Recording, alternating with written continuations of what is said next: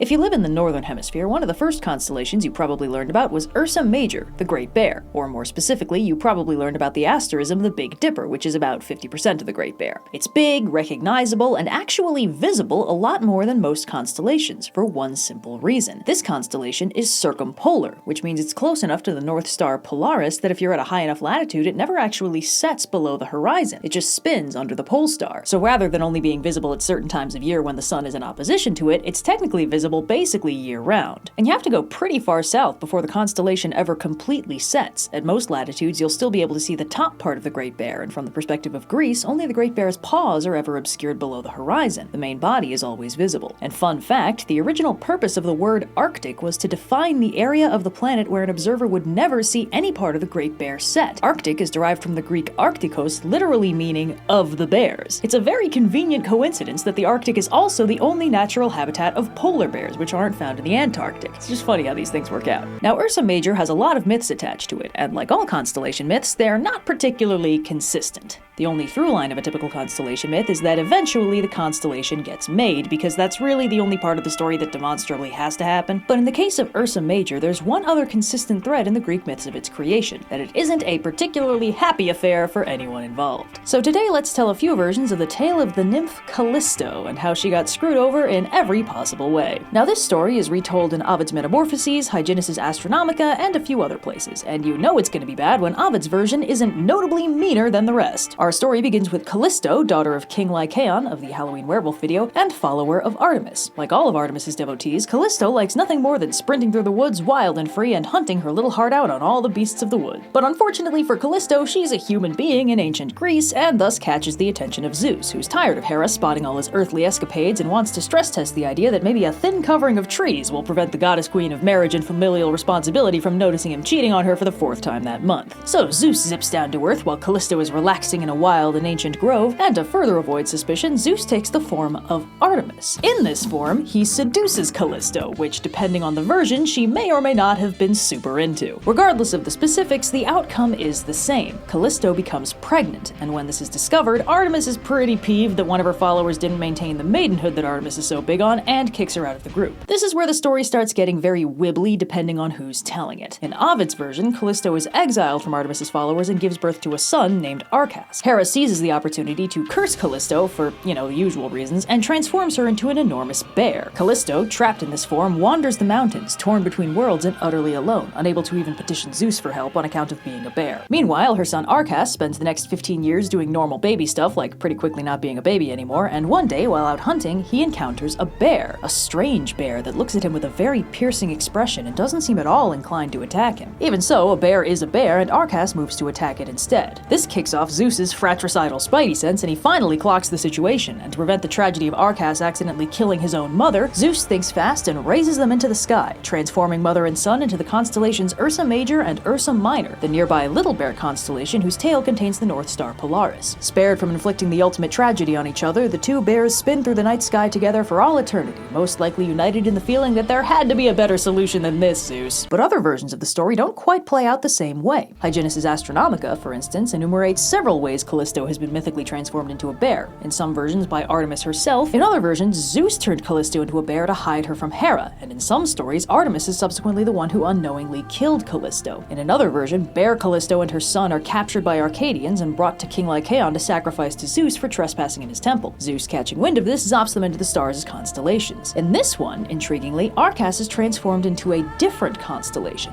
Instead of Ursa Minor, he becomes the constellation Bootis, which most notably contains the red star Arcturus, whose name means guardian of the bear, and is very easily found and identified by following the arc of the tail of Ursa Major to the nearest bright star. In Ovid's Fasti, it's also explained why the Great Bear never sinks below the horizon. Hera negotiated with Tethys, one of the ocean titans, to keep them away from her waters to make their starry fate just a little shittier for him. Thanks, Hera! Arcas also has a little more going on in some stories. Pausanias' descriptions of Greece lists several of his accomplishments after Callisto was turned into a bear, most notably becoming the king of Arcadia, which wasn't even called Arcadia millennia until Arcas introduced the locals to agriculture, weaving, and the glorious technology of bread. The land and its people were renamed in Arcas's honor, and on top of all that, he supposedly married a dryad named Erato and had several children who later began several lines of Arcadian kings. Pausanias, a practical guy, can accept a legendary king being birthed by a bear and marrying a wood nymph, but draws the line at people turning into stars, and in his telling, Arcas never becomes a constellation, and even Callisto's starry fate is questioned. No matter the specifics of the story, and even no matter which constellations they get ascribed to, a few unsurprising details remain consistent. The unfortunate nymph Callisto is transformed into a bear, and then to sort of make up for it, is divinely transformed into the constellation the Great Bear. Her son Arcas goes on to do other things, but after his death or ascension remains nearby, either as the bear-like Ursa Minor or the more humanoid Buddhist constellation, accompanying and watching over his mother as she slowly turns around the pole star. While it makes sense that the only part of the story that's 100% consistent is the part where the immutable stars take the arrangement they have in real life, it's still a bit of a bummer that we don't have more reliable through lines to trace. Overall, the one thing all the versions agree on is the same thing that everyone always agrees on: it's all Zeus's fault. Tell me,